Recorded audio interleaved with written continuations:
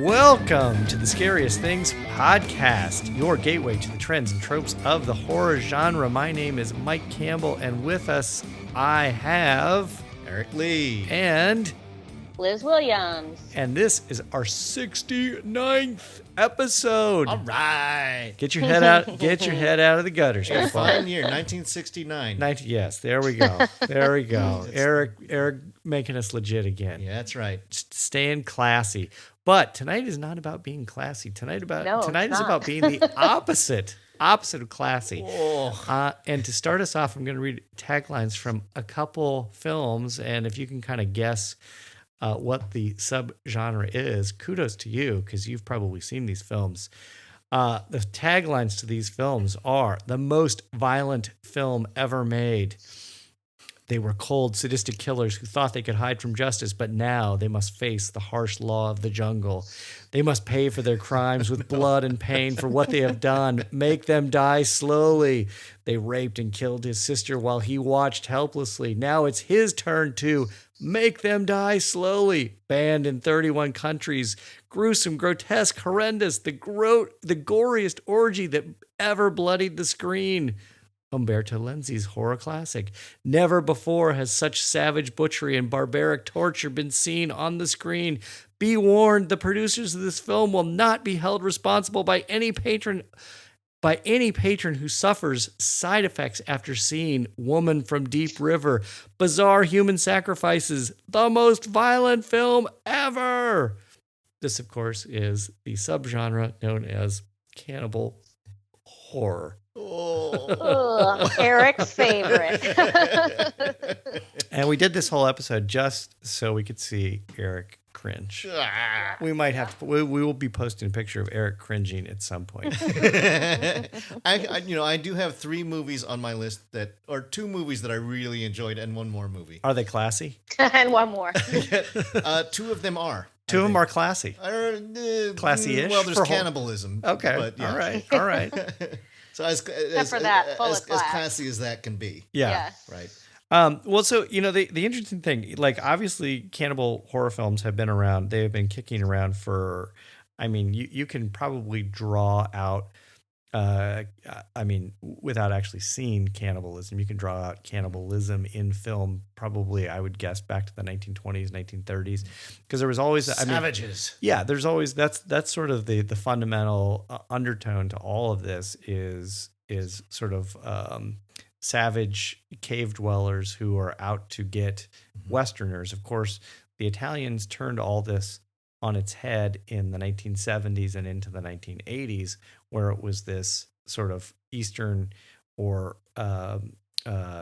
less developed nations versus Western culture, and that Western culture comes to exploit and demean these traditional practices, and they ultimately get theirs in the end. Paying the ultimate price. Yes, they do pay the ultimate price. Well, but now, what do you? I sometimes hear that cannibalism gets equated to, sort of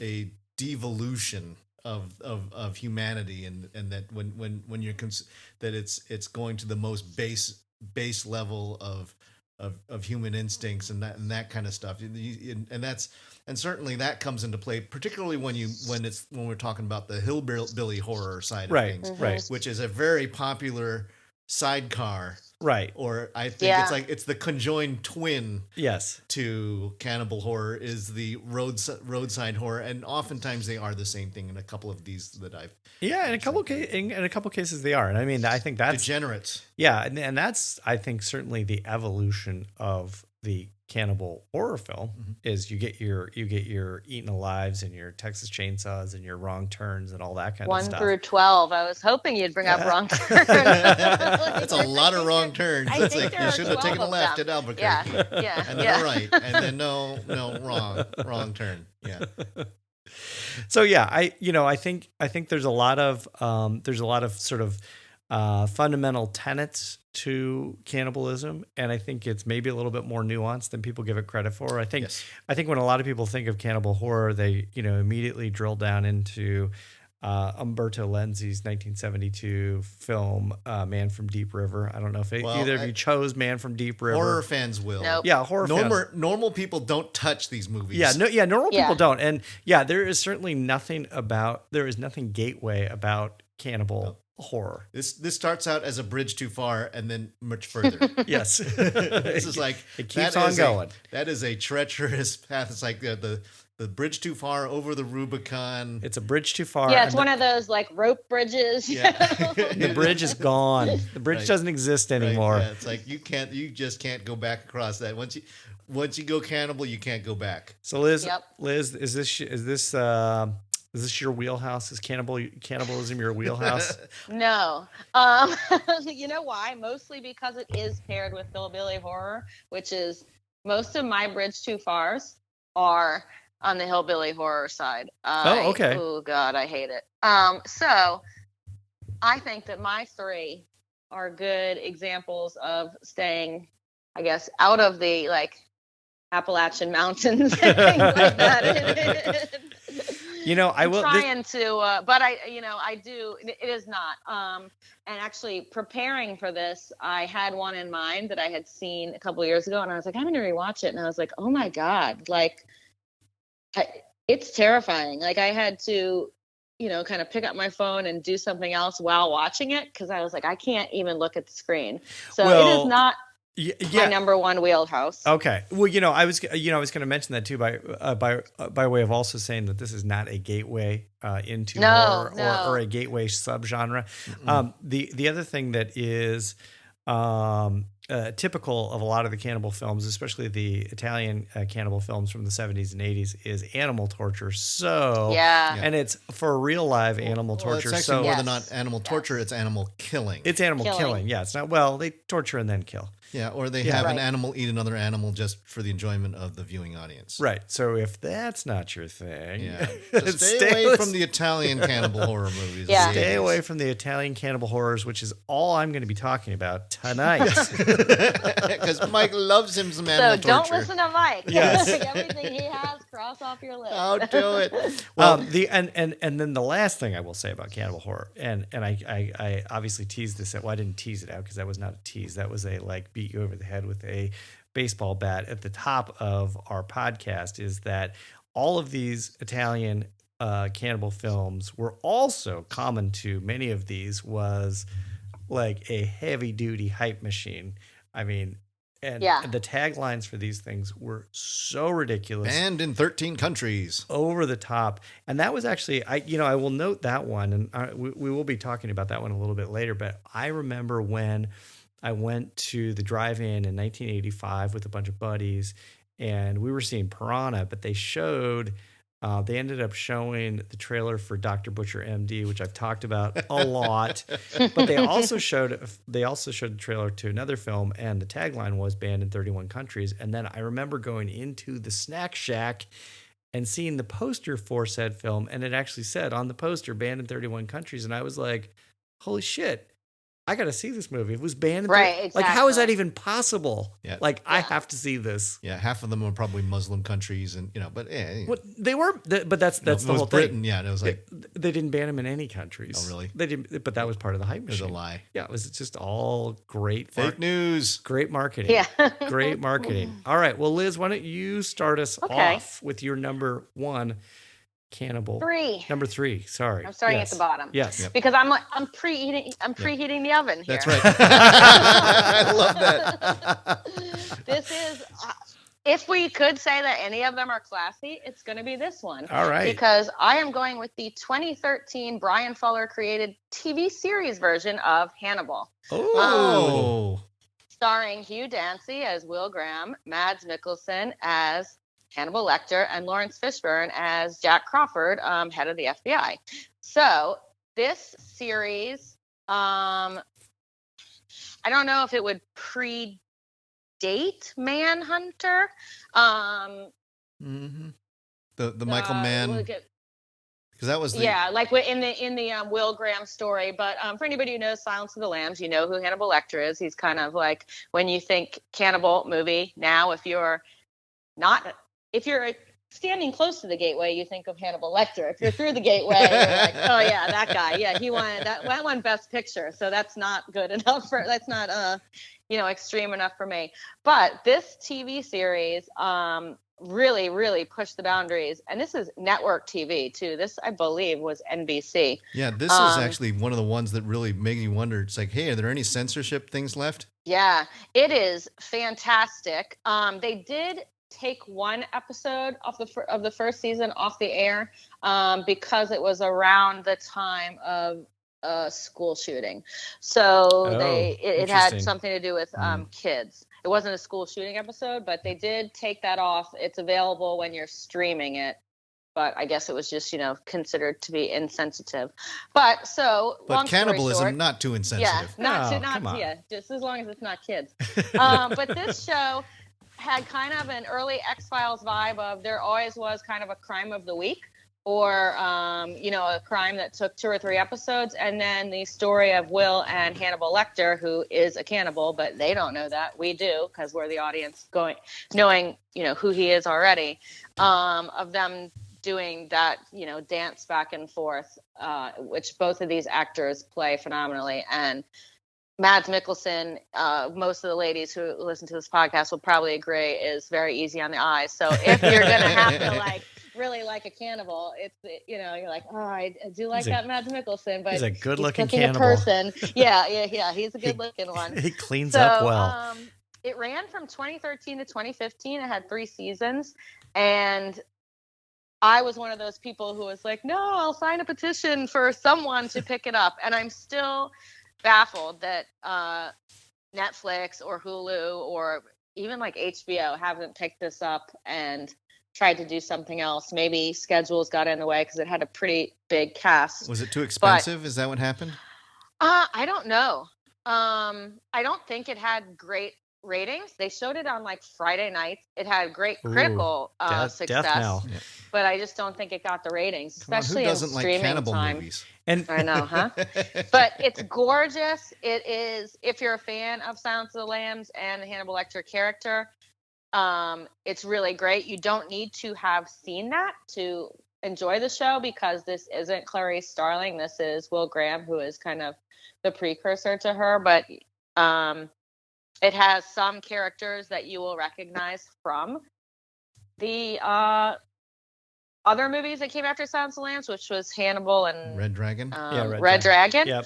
So the reporter, but instead of it being a man, it's a woman named Freddie. So it is definitely preheating the oven, even though it's a cannibal thing. It is not going to make you look away from the screen. In fact, you can't take your eyes on it. It looks so fantastic. Brian Fuller is a master, and it's meticulously choreographed and set designed, and it's beautiful. So that's my start. I am eagerly awaiting your TV horror dead list to get posted because you're gonna have a bunch of them probably.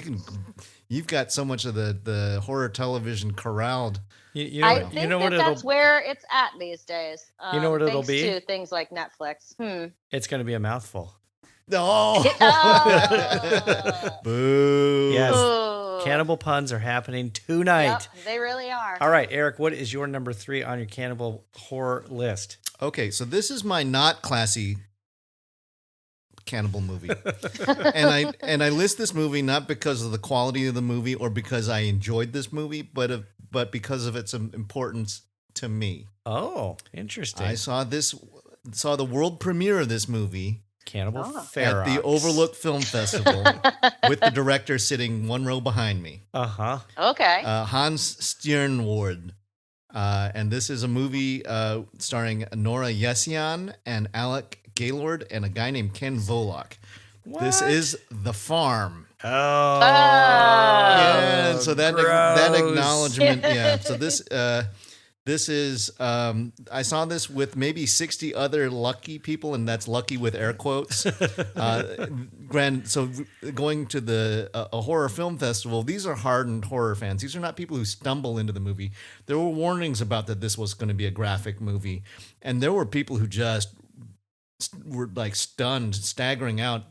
Credits rolled and people bolted for the exits. It was you know what it was? It was more than they could chew. Oh God, this is Mike. The puns. Oh, the puns. Sorry. You know, I felt kind of bad because the audience sort of bolted for the gates, and I don't know if it was because they needed to catch the next film. I don't think it was, because I think it was the last film of the night. And so you awkwardly had to do a one-on-one Q&A with the director. I thought about it, and then I realized, no, I'm going to get out of here. And had I known, if I'd known what I know now, I probably would have stayed and asked some questions, because the reason why this film is so important is I did a review for it, and I only gave it 2.5 stars, or maybe I might have given it 3. It is the most visited article in the history of our site. It's by a long shot, and it's strange because there's only been, and I talked about this with Mike a couple of weeks ago, but there's so far still there's only 12 reviews on IMDb, and it is now streaming on. Yeah, I did see that it was streaming, and so you can see it if you want to. Thank you. But if you want to read a review of The Farm, go to scariestthings.com 1T, and you will read one of the 12 reviews. Yeah. But probably the best of the 12 And it reviews. is also, I think it's the first time that we are actually, when you Google a review, that we are the first one on the first page. Yes. We're number one. There you Hell go. yes. So that's the preamble. But Yes. here's the story of the story. So the movie's a fairly familiar tale. It's a road trip of a young couple, Nora and Alec.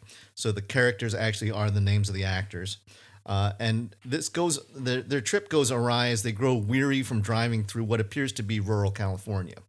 They pull off at a diner, and after being served up some particularly greasy burgers with air quotes, they get directed to a campground with rustic cabins nearby because they're exhausted and they just want to spend the night.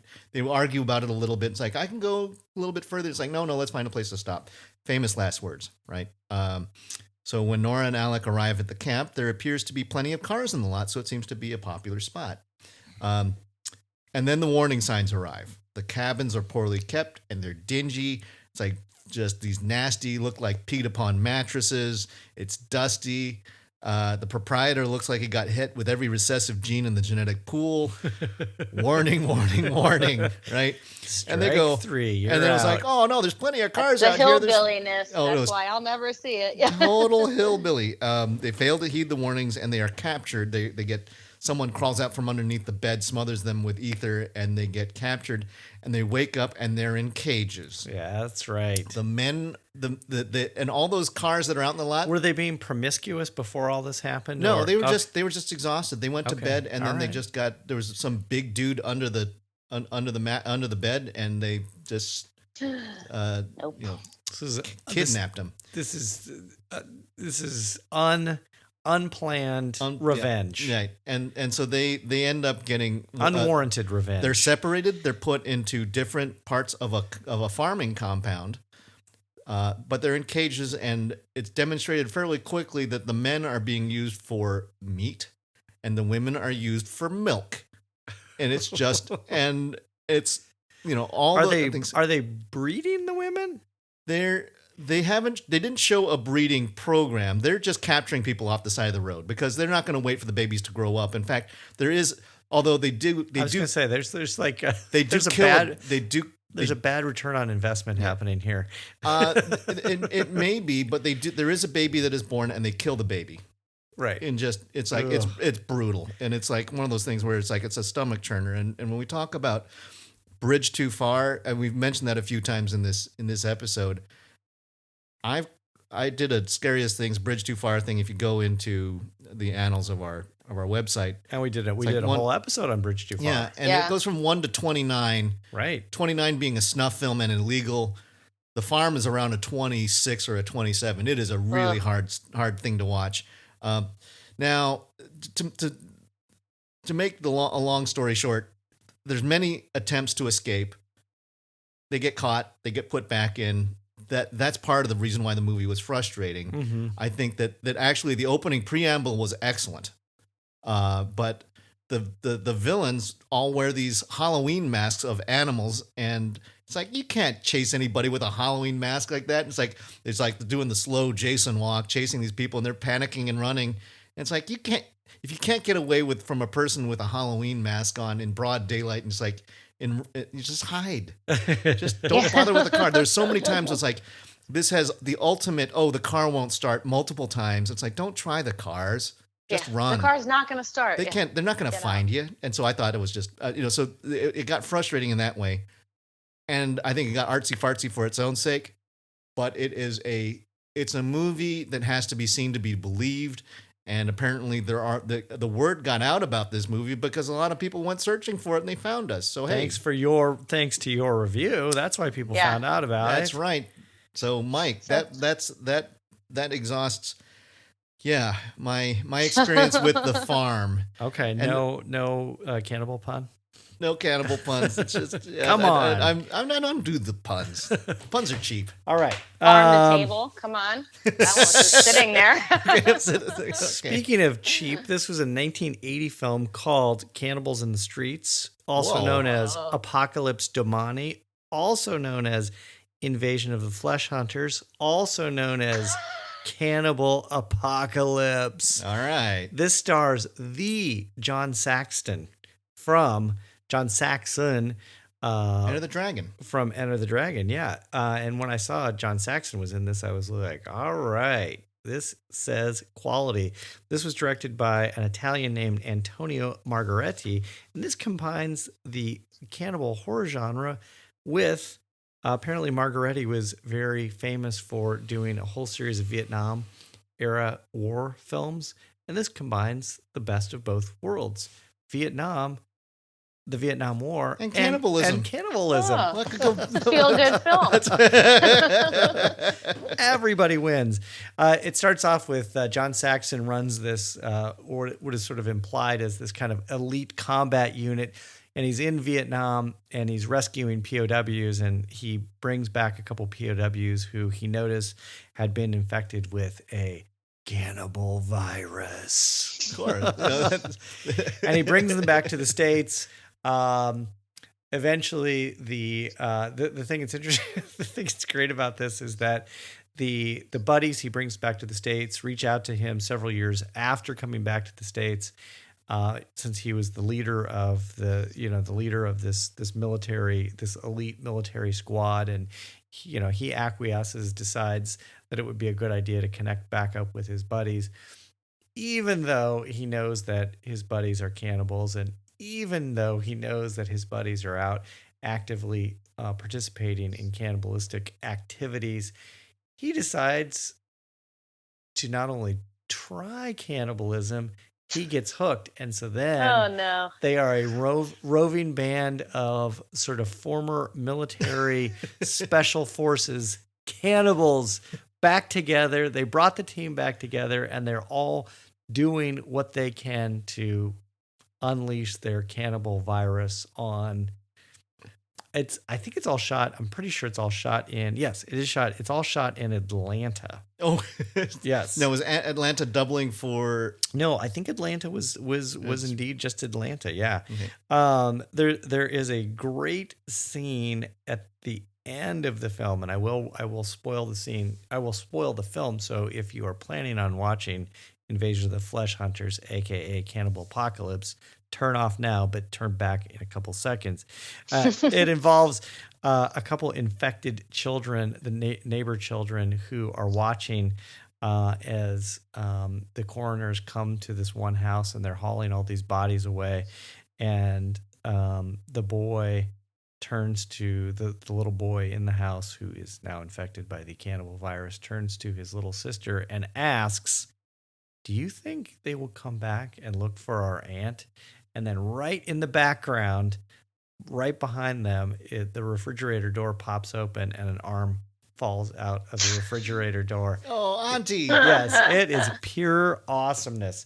A woman by the name of Patricia McCormick from Senses of Cinema critiqued the film, and she said, although the film has been maligned by critics who claim that Margheriti disinherited his adeptness at Gothic by meddling in the vulgar genre of high gore, the sympathies he evokes for perversion as it turns tragic pathology and strange alternative desire, the disdain with which he represents hyper-real examples of normal male sexuality, and the extraordinary versions of the human flesh he presents for our pleasure, a pleasure which compels us into a world of perversion and desire beyond the palatable, are all continued thematically, if not stylistically, in this film.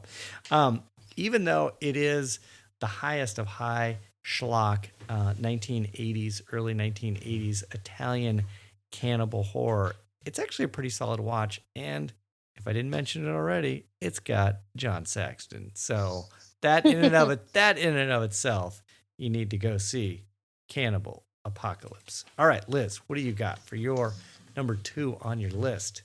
Okay, my number 2 is one that I have had on my list to watch for quite a while, and this seemed like the perfect opportunity to watch it, and it turned out to be a bit of a bridge too far for me, and it is 2001's Trouble Every Day, which is a French film directed by Claire Denis. Trouble Every Day. Trouble Every Day. Never heard of it.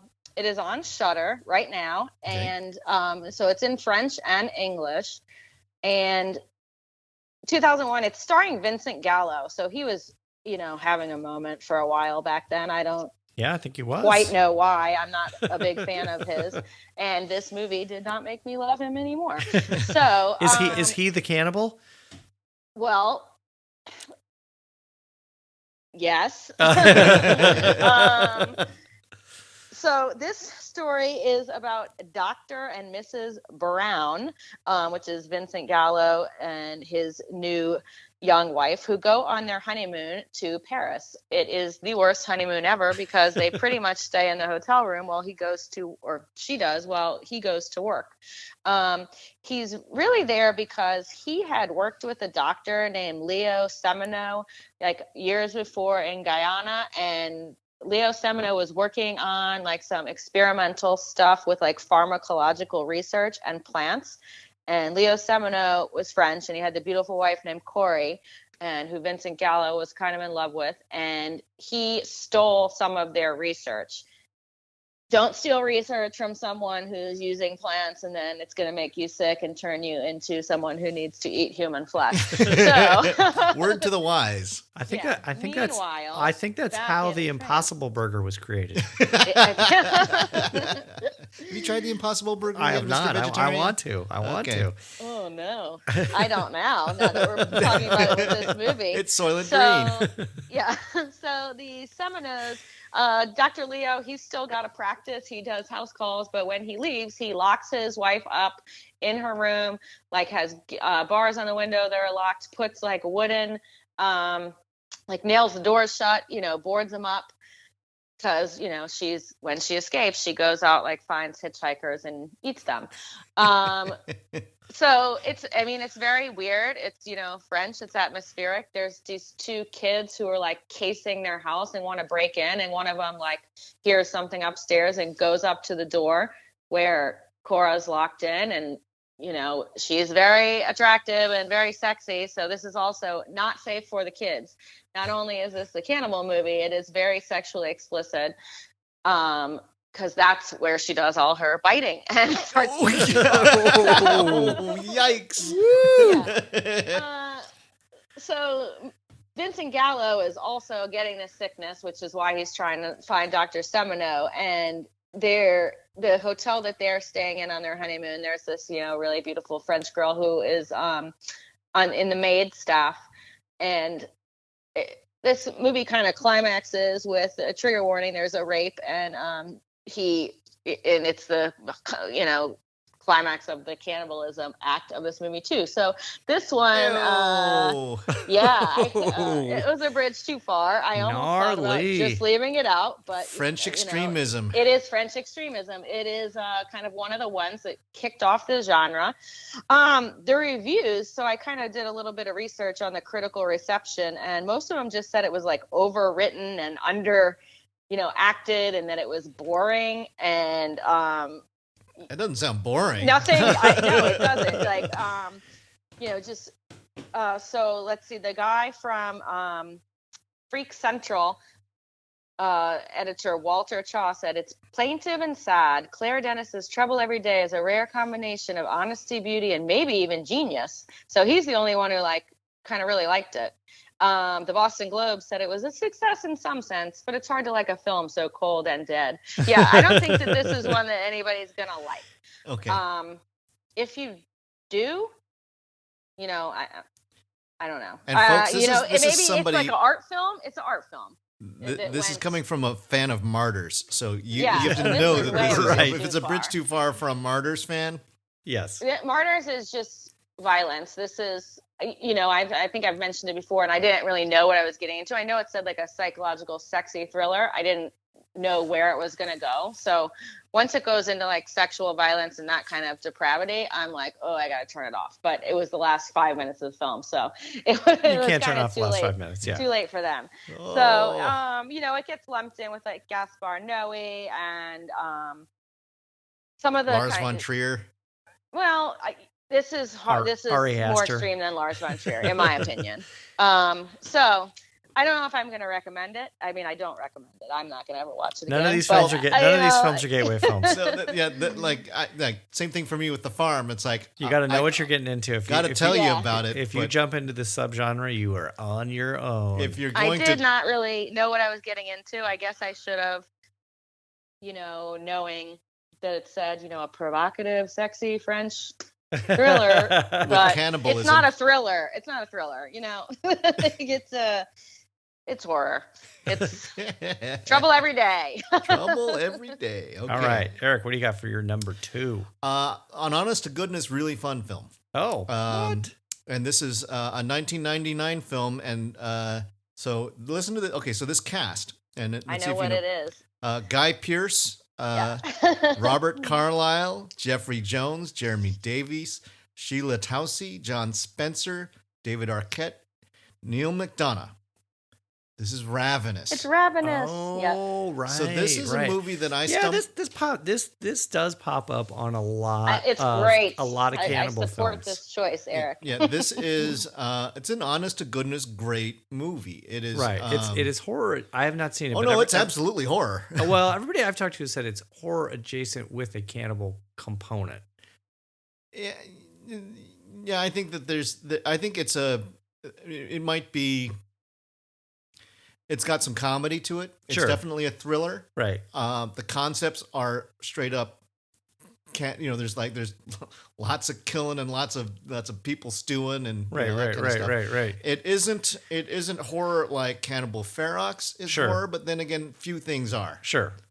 I think that might be why people say that this one is horror adjacent, because the cast is so great. There are some laughs where some parts are a little bit silly, and that when you're thinking of things that are going to the depths of depravity, this is like a light romp in the park, or in the mountains of California. Yeah, it's beautiful. It is so the story. This was I actually reviewed this movie not for the Cannibal podcast, but for my creation of the list of Memorial Day war movie horror. Oh, right. Because there are very, very few movies. In fact, I can't find, apart from Abraham Lincoln Vampire Hunter, there aren't any Civil War-based horror movies. This is the Mexican-American War. Oh, interesting. And Guy Pearce is a cowardly soldier, Captain Boyd, who is the sole survival from a battle in the Mexican-American War. And there's a party that's thrown for him, and there are suggestions that in order to get out of his predicament, he was under a stack of bodies that he had to claw and eat his way out, which is a bit rough.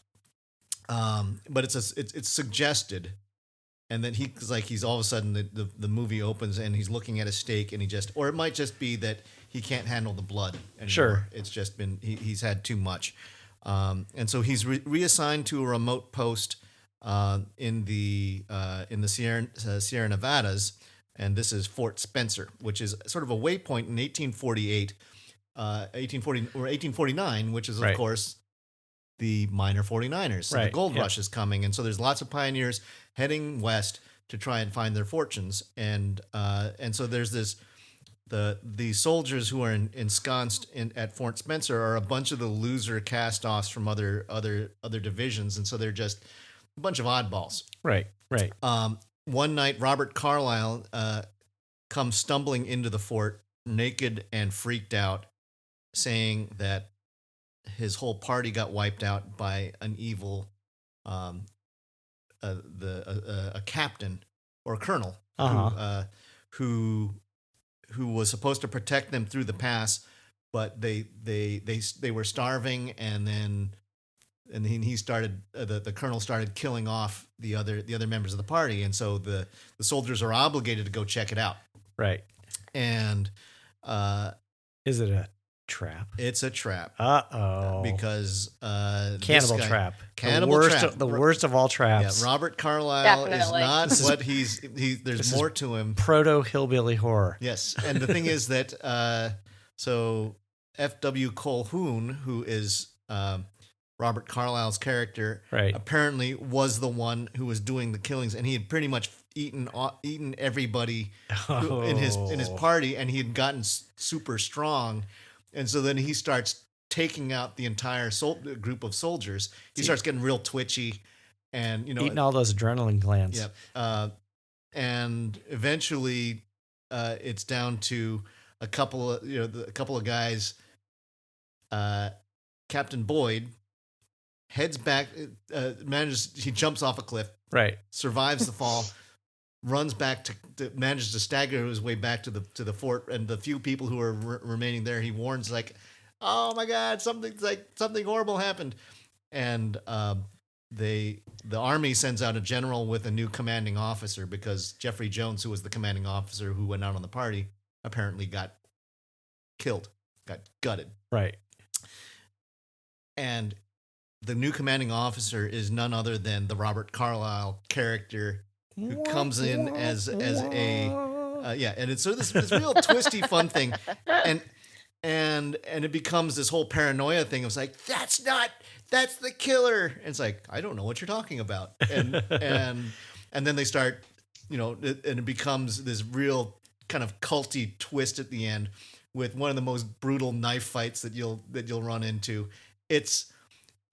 How are the scenes of cannibalism in the film? Mostly people in stew pots. Oh, okay. Yeah, and, so it's and mostly sort of implied. And there's some butchering. Okay. It's more civilized. There's also a number of people who have clearly been eaten. Right. And there's skeletons hanging with flesh dripping off of them and bones in the ground. Okay, and so that kind of stuff. Less implied.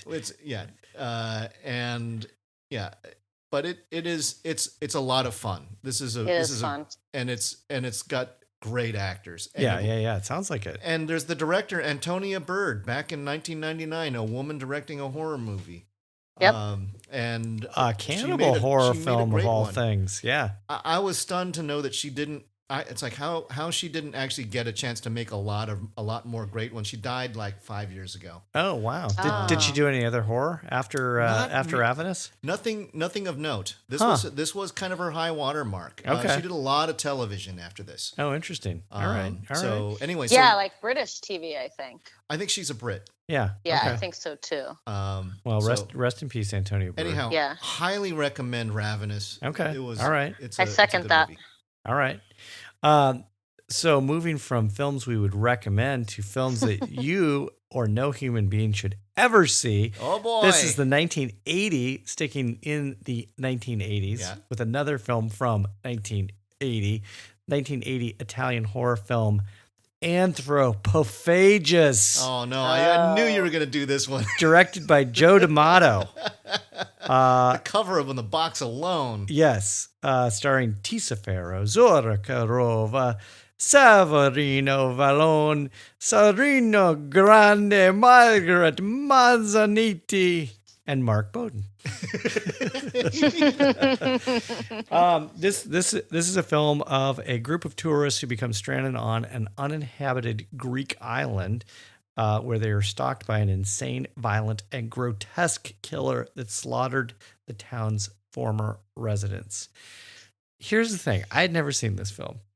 And I decided, okay, we I don't even remember. I think we might have touched on this film when we did episode number 19, which was our original Bridge Too Far episode. I don't know that we did. And Anthropophagus, it would have. I wouldn't touch this one with a 10-foot pole. I think it's on the list though. Okay. I think it's on the Bridge Too Far-o-meter. Yeah, I think it's on there. Right. Okay. And the thing is interesting about this film. So I sat down and watched it just last week in preparation for this episode. Like literally 85% of the way into the film, there's no gore, there's no killing. There's like kind of little of nothing other than just sort of this sort of stalking doom that is out there, that these folks who are on this uninhabited Greek island. This does audition then. That's what I was just thinking. Yeah, they know something is out there, but they don't know what it is. The final 15% of the film is so insane, and it is so gory. There is the beast, sort of the evil character that's lurking on the island, who's killed all the previous island inhabitants. He bites a man's neck and blood goes everywhere. He bites a woman's throat and he pulls her head through the roof, and then he gets chopped in half with a pickaxe, and then he gets hauled up sort of out of a well with the pickaxe in his side, and then he proceeds to pull his own intestines out and eats them. And then No. the real shocker, he attacks a pregnant woman and pulls her fetus out of her body, and he eats the fetus. All this happens within the last 15 minutes of the film. The interesting thing is that Joe D'Amato, the director, said it was probably the lowest costing movie of his entire film career. And he said, with much moxie, he had to shorten the scene where the beast devours Serena Grande's fetus because all he had was really a skinned rabbit that was covered in blood, and that's what the beast was chewing on, was the skin. He actually chews on a skinned rabbit. That trichinosis special. But when he starts chewing on the rabbit, you're just sitting there going, "Holy God, this is so horrible looking." So yeah, it's quite a film. But it is interesting because there's so much hype behind it, and that's what I was going to ask. There's this grindhouse sort of mythology surrounding this film, but in reality, the gore is compacted into a very small part of the film. In a way, it's kind of like Human Centipede. No, in that it's like it's hyped. It gets hyped up, and then you see it, and it's like it's disturbing. Yeah, but the end is horrifyingly disturbing. It sounds like just like unwatchable. Yeah, I mean, but Human Centipede is kind of like runs the whole film. But yeah, I understand what you're saying. Yeah. No, it is that. Like it's one of these things where you've had it hyped up in your brain for so long, and then you actually see it and you go, yeah, that's pretty gnarly, but not so gnarly that I, could never see that. Yeah. All right, Liz, what do you got for your number one on your terrible trio? All right, for my number one, I have Eli Roth's 2013 film, The Green Inferno. Oh, yeah. There it is. So Eli Roth, inspired by the, cannibal boom of the late 70s, early 80s that we've been talking about, wrote and directed The Green Inferno, which is the title of the film they're making in Cannibal Holocaust. So the film within the film. That's right.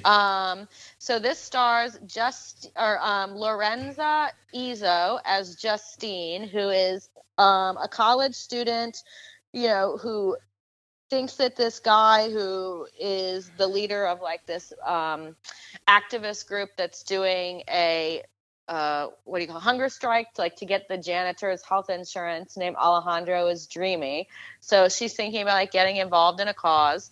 So goes to one of the meetings of his other cause after the janitors have been giving insurance, which is that the Peruvian rainforests are being bulldozed by corporations and they're driving out the local tribes. So he's getting together a group of students to go down there and, chain themselves to the trees and the bulldozers to stop what's happening. That is a great and topical twist. Yes. I like that. Yes. I like that. So turns out Justine's dad. And Alejandro is played by an actor named Ariel Levy, who is also a professional wrestler in his home country of Chile. So Does he do? Does it like the Mexican wrestlers where they wear the masks? I don't know if he's like luchadors. a luchador. I do not know. But so Alejandro is kind of like a cause of the week kind of guy. You know, janitors need health insurance, the Peruvian rainforest, you know. Sure. But he's dreamy. He's very good looking. So, of course, he's got girls that want to go with him to these things. Justine's dad works at the UN as a lawyer. So she's perfect to go along and add some credibility to their cause. So they go down to Peru. It's a group of about 12 of them. The whole time, you know, Eli Roth is building the tension of you're like, oh my God, this isn't going to go well. I mean, you know, it's not, but you never know like when it's going to start. But they go down there and they successfully stop the bulldozing because they have their cell phones and they say, you know, everything's going to be filmed and they're live streaming it. But Justine gets a gun put to her head because Alejandro has really his girlfriend Cara didn't properly chain her to the bulldozer, you know, on purpose. So this would happen because her dad's in the UN. So this would definitely work to stop their cause. So they all get in their little prop plane to leave, and Justine is pissed. Everybody else is celebrating, drinking beers, partying. All of a sudden you hear a big explosion and like one of the engines of the plane has blown up. So now we have a plane crash. So first we have, you know, the fear of these armed militia who's working for the company that's trying to bulldoze this forest about to kill this girl. Now we have a plane crash. And then of course, in spectacular Eli Roth fashion, you know, people are flying out the back of the plane. People are throwing up as it spins around. Right. When they crash, you know, a branch goes through one of the pilots. But a group of about 6 of them survive, only to be blow darted with like tranquilizers by the native tribe that they were trying to save. Turns out the native tribe doesn't like just welcome their guests, you know, they put them in a cage with the pigs and they're going to eat them. Yeah. There it is. They start with the biggest one first. He thinks like they're just giving him some water and being nice and like, here, sit down on this rock. Then they strap him down and the leader of the tribe scoops out his eyeballs one by one and pops them in their mouth. So mayhem ensues. The group is locked in the cage one by one. You try to see that, you know, who's going to be next to get eaten. They're being fed the food from the tribe. So of course we're going to have some stomach issues. So you got that gross part going there. Yeah. Everybody's trying to escape. There's also, this tribe also practices female genital mutilation or circumcision. So man. There's that. Can't leave cannibalism well enough alone. You cannot. So there's that fear in the background. So it is, I wrote down, and I have it circled on my notepad, Eric's worst nightmare. It is a meaty film. It is very, I mean, yeah, you're right. Now, Eric, have you? Like the second time I've seen it. I'm not going to watch this. Have you? You've not seen it? No, I'm not going to watch this. You know, Liz, I haven't seen it. It's good though. Yeah, I want to see it. You know, It's good. I was eyeballing it for this episode. Eyeballing it. That was an unintended pun. All the other ones were very intentional. That was unintentional. Yes. It's really good. I'm a big Eli Roth fan. I like that you can see his passion for the films the way he's making his films. He wanted to do a beautiful homage to these batshit crazy, no holds barred 80s cannibal things that he grew up on. Right. And he did really well. It looks better, it's slicker, but it is, your stomach will be churning. It is not for the faint at heart. So if you were to put it on the scariest things bridge too far meter, where would you put it? And we're going out of 30. 29 being a snuff film. Oh, no. You know what? Like a 20? Like Salo and Serbian Tale are like a 27, 28. Oh yeah, no. I'm gonna give it. I prefer it to the one I spoke about earlier, Trouble Every Day, which had less blood and less killing and less torture. But it's just there was like one scene that for me I was like, nope, can't do it.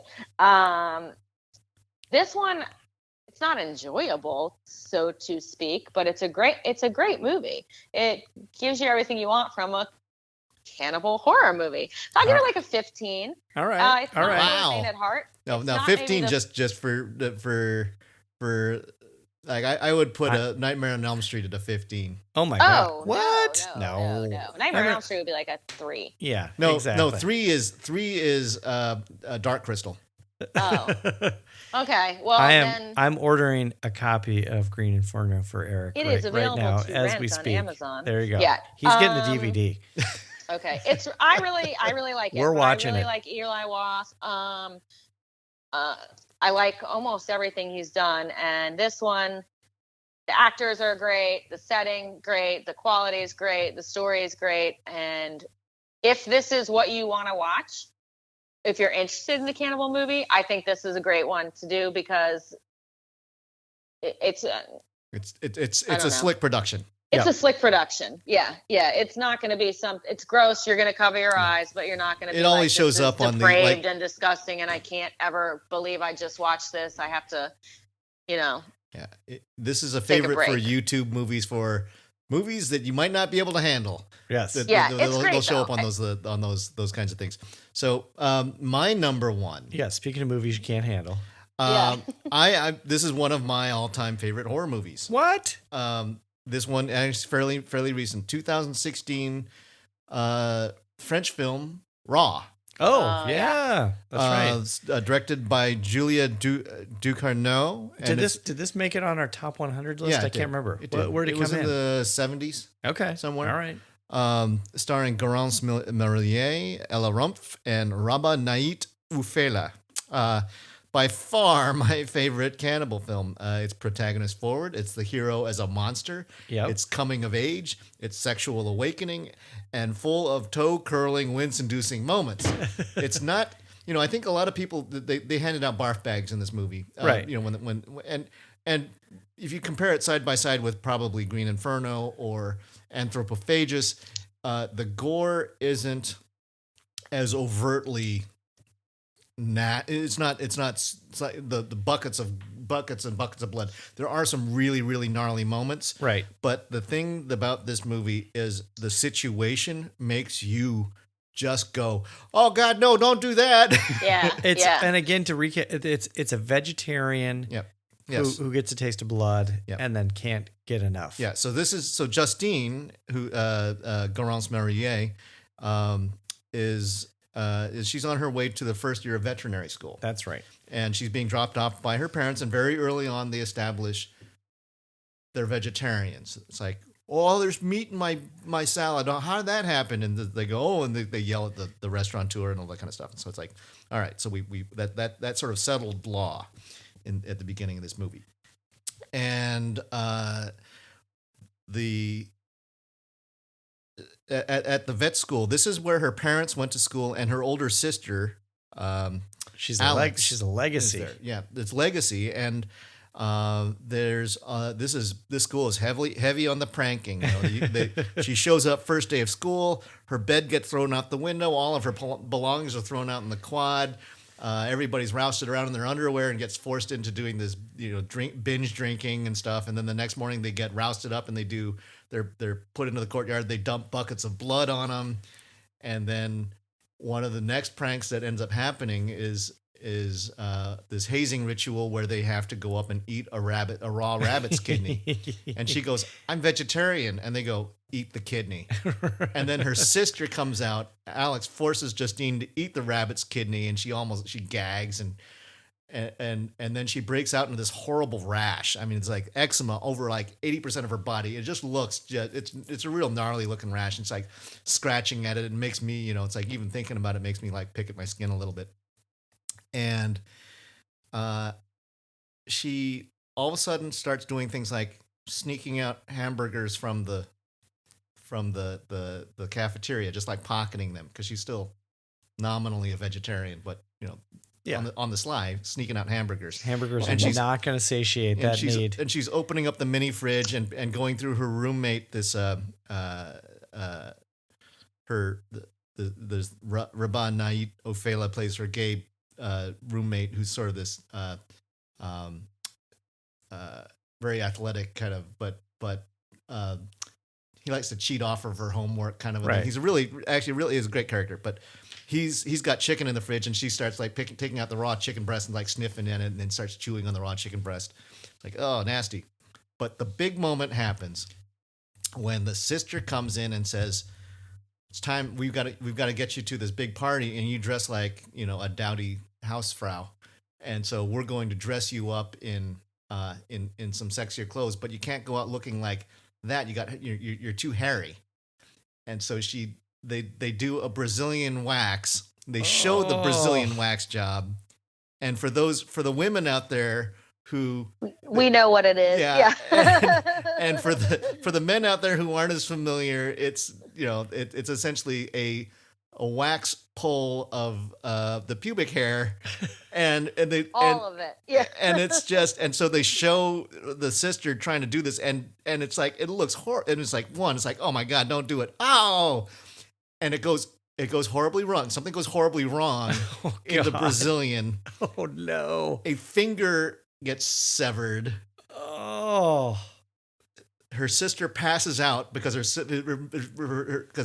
finger's been severed, and Justine is left holding onto the finger and debating whether she should eat it or not. Oh God. Yeah, that is a great scene. And it was one of those things where you're just going, again, it's not, it's wince-inducing.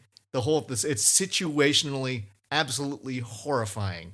That's the crazy thing is that like the goriest thing in a cannibal film isn't even the cannibalism. No, yeah, it's like the Brazilian scene is like, oh no, oh my God, and you know they blame it on eventually, but it turns out the sister's also a cannibal. Right. Spoiler alert. Right. And they blame the finger severing on the poor dog. The dog's in the room, or the dog ate the finger, and so that they end up saying, right. Oh, don't blame the dog. Things go wrong between this relationship, this whole cannibalistic relationship with the two sisters. They love each other, but they're highly competitive, and then the third act is gonzo. It's a sister, the one sister trying to teach the other sister how to be a cannibal. And no, yeah, that hinge moment. I mean, the Brazilian scene ranks up there with like Charlie versus the telephone pole in Hereditary. Ranks up there with, you know, They're Coming to Get You, Martha. It's one of those moments where you go, it's unforgettable, and it is a great movie. So if you're going French cannibal, pick this one and not the one that I talked about. Right, absolutely. No, this one is much better, and I don't want to say it's a nicer cannibal movie than Trouble Every Day. You know. Yeah, I think Raw carries. I think a lot of people sort of it's shows up again on the YouTube. You know, you're not going to be able to handle it. It's not because it's really gory. It's because it's situationally intense. Right. And the acting is so great, and the look is so great. It is a top-notch watch. And for the record, the line is, "They're coming to get you, Barbara." Come on now. I'm thinking. All right, I'm going to go back all the way. I'm going to go up 1 year from 1980 to 1981. The pre-credit disclaimer on this film was, the following feature is one of the most violent films ever made. There are at least 24 scenes of barbaric torture, sadistic cruelty graphically shown. If the presentation of disgusting and repulsive subject matter upsets you, please do not view this film. This is 1981's Make Them Die Slowly, a.k.a. Woman from Deep River, a.k.a. Cannibal Ferox. Yeah, Mike tricked me into seeing this one. I've never seen it. It's kind of like what you described. It's Green Inferno. Yeah, kind of what you described. Yeah, it's a group of anthropologists who goes to the jungles of Colombia to study native cannibals. Instead, what they find is a group of drug dealers who are using the natives to harvest cocoa leaves. The natives, of course, are just tired of being indentured servants, being slaves to the drug dealers. So instead of not only turning on the drug dealers, they decide to turn on the anthropologists as well. Cannibal Holocaust is so gnarly. But one of my favorite bits that came from the film was that apparently Umberto Lenzi, the director of Cannibal Ferox, he had not seen or read the Scariest Things Bridge Too Far o-meter. And for him, anything went, and anything, he decided that anything was on. All the switches were flipped on, and he was trying to convince one of the actors to participate in one of the animal killings, and said to the actor, "You know what? Robert De Niro would kill this animal." And the actor quickly retorted, "Robert De Niro would kick your ass all the way back to Rome."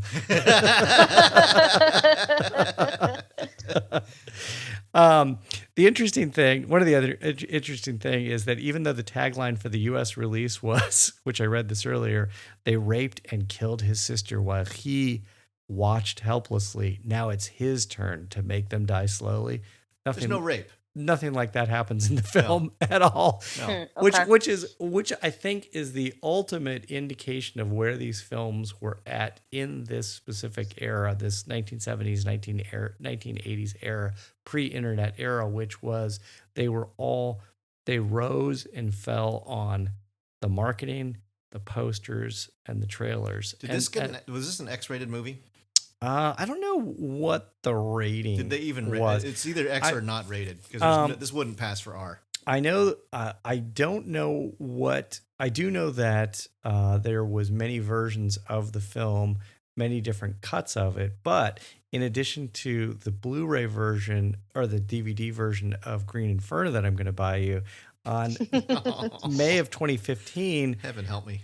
there was Maybe you'll finally see Carrie if this is your only other option. I knew that was coming. There was a 3-disc Blu-ray of the film, first time available ever on Blu-ray. 3 discs of Cannibal Ferox, aka Make Them Die Slowly. So I don't know where you go from there. Yeah, I think there was like eating some guy's junk, cutting it off. There's like I think some junk might have been stuffed in somebody's mouth at some point. Yeah, Yes. and Oy. a spike jammed all the way from a woman, all the way from bottom to top. Which is Yeah.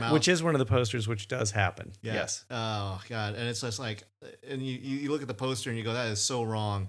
Although you know the other thing I will say about this is that being an impressionable young youth and seeing the trailer for this, and having watched it a couple years ago with you, is there's still a lot of stuff in the film, not the animal torture stuff, but the other stuff that I see and I go, oh my God, I'm not sure how they did that. Yeah, no, the production value of this thing, I won't belittle what they accomplished. I think the effect.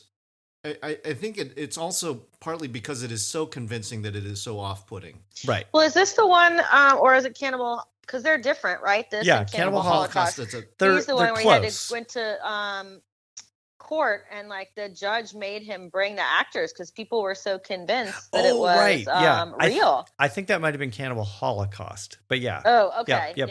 Yeah. But it was shot on stuff that looked like newsreel film. Yep. Right. Exactly. And, yeah. You don't.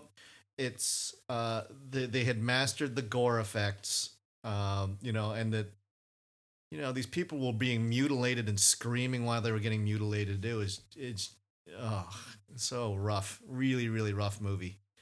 And the animals, the poor animals, they had they had an anaconda strangle a coati mundi. It's like, come on, and that's guys. real. I mean, I read actually in this month's Fangoria, there's a article about like when did the tolerance for violence go up so much, and the author, who I will have to find and mention later, he talked about that, and like the animal killings was real. Yeah. Oh yeah. No, it was real, and it's one of the reasons why it was banned. I think it wasn't banned for the. There was no banning. No banning happened. Okay. It was that was all part of the marketing hype machine. Oh, okay. Yeah. Well, they should have been banned. Yeah, it should have been banned. Yes. It wasn't, should have been. Yeah, as opposed to Eric's animals were not hurt. It's like animals were killed and mutilated for your enjoyment for this movie. Eric is turning green right now, and he has a frown on his face. But if you are a Fangoria subscriber, it's in this month's issue. It's an article called Seeing Red, The Peculiar Evolution of On-Screen Violence and Death by Timothy Kreider. And it actually goes quite well with this episode. Oh, right. So check Perfect. that out. Yeah, no, And that's, actually, and I think, speaking of Fangoria, yes. Just a little plug here, and I haven't worked out all the details completely, but if you use the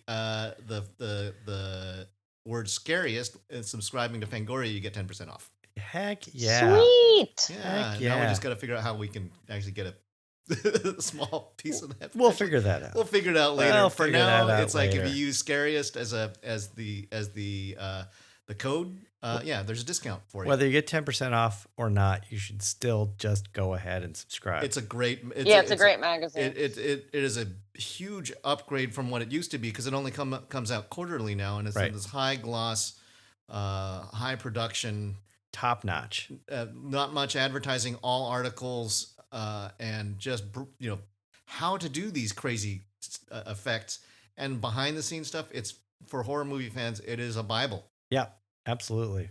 All right, I'm going to take us out of here with a tagline from 1980's Anthropophagus. It's not the fear that tears you apart. It's him. I'm not watching that movie.